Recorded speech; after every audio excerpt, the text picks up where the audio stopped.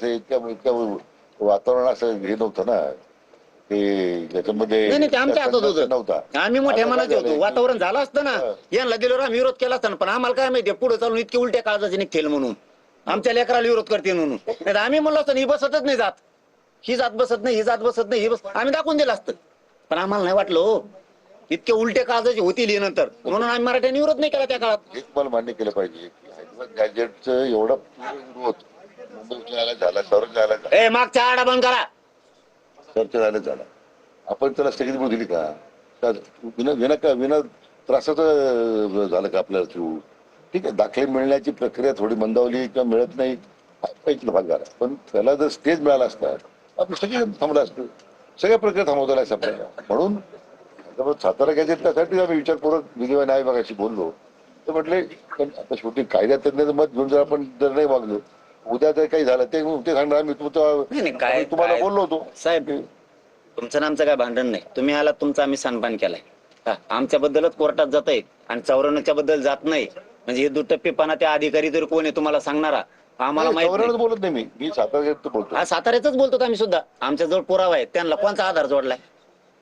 कोणचा आधार जोडलाय? जे आर काढताना कोणचाच नाही. तुम्ही इकडे देण द्या, तुम्हाला तिकडे बोलायला लागतं. मग मीडिया तिथून गेल्यावर कसं काय काय आरक्षण आहे तुम्हाला शिकितोय. आरक्षण मी सध्या तुम्हाला काहीच आरक्षणात माहिती, तुम्हाला आकडे माहिती आहेत, टप्पो टप्पो आकडे. त्या आकडे नाही, हे शिकाय गरीबाचा आशीर्वाद लय डेंजर असतो येऊ. ही सत्य परिस्थिती. आमच्या जवळ पुरावे तरी आमचं कोर्टात जातं होय, आणि जवळ पुरावे नसून कोर्टात त्या कोण तुम्हाला शिकितोय त्याला म्हणत 94चं 89चं नाही करतात. एका अध्यादेशावरती आरक्षण टिकून आहे, एका अध्यादेशावरती. 94 घडलं. 89चं बोलतोय मी आता. मंडल कमिशनचा अध्यादेशावरती आरक्षण टिकलेले ते.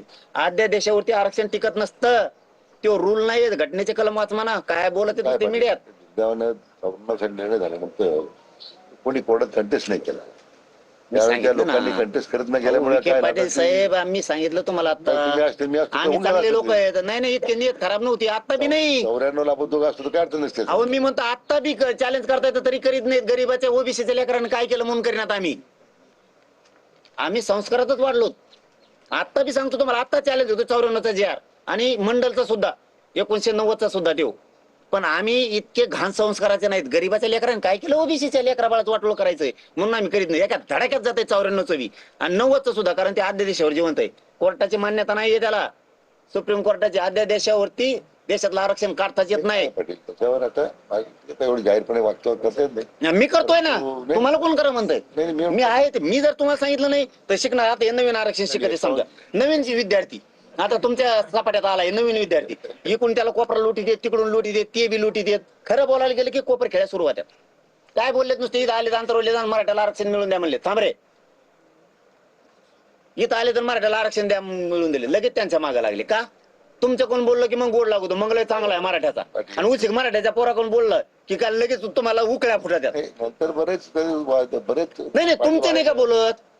एक बोलला समजा, जाऊ द्या मराठ्याकडून एक बोलला, पटन नाही पटन यांचं मग तुमचं मग पटन नाही पटन, तुम्ही दोघं निघून जाताना. आता मी उपोषणाला बसायचं तर बसनच, ते पुढे जे व्हायचं ते होईल.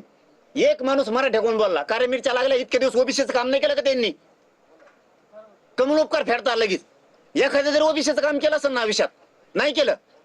आता 42 जाती घातल्या देवेंद्र फडणवीस साहेबांनी, कमल विरोध केला यांनी. अरे मग आलेत ना मराठ्याकडे, काय म्हणतात फक्त मराठ्याला त्या लेकराला आरक्षण मिळालं पाहिजे. मी देवेंद्र फडणवीस साहेबाला समजून सांगतो, विखे पाटलाला समजून सांगतो, दोघा तिघाचा काही गैरसमज असेल तो काढतो, उदय सामंतला समजून सांगतो. एवढंच बोलला. तुम्ही एवढा कमजोर समजत हवे ते बी बोलणे काय तर ते बी गेलेलं आहे. ते बी लय मागा लागल. हाय वगैरे राजकीय पक्षाचं पद प्रतिष्ठित म्हणून जाऊन द्यावा बोलत येत. कारण आम्ही दोघांनी फाईट केलेली ना, आम्ही एकदा कुस्ती केलेली दोघांनी. ते मला एकदा बोलत मी 25 बाऱ्या धुवूनच काढलं. तसं त्यांना बोलतात. काय मागितलं त्यांनी? लेकराला आरक्षण द्या म्हणलंय फक्त. काय म्हणलं दुसरं? तर एवढे लगे बोलायला लागले आणि एवढं टार्गेटच करायला लागले. म्हणजे यांना गठुडं भरून द्या, मग लय मजा लागत. मराठीला द्या म्हणलं की लागलेच नेत्याच्या मागं. विख्यात असला, लाडा असला, आमकात असला, काय चावतो, काय चावतो तुम्हाला?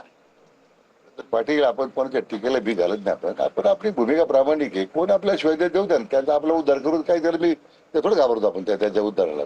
पण आमचं म्हणणं आहे, आपण आमच्या बरोबर आम्हाला काय चिंता साहेब, कोणी आम्हाला टीका करून विखे पाटील साहेब, मी भांडतोय म्हणजे फक्त समाजामुळे तुम्हाला भांडतोय, वैर नाही.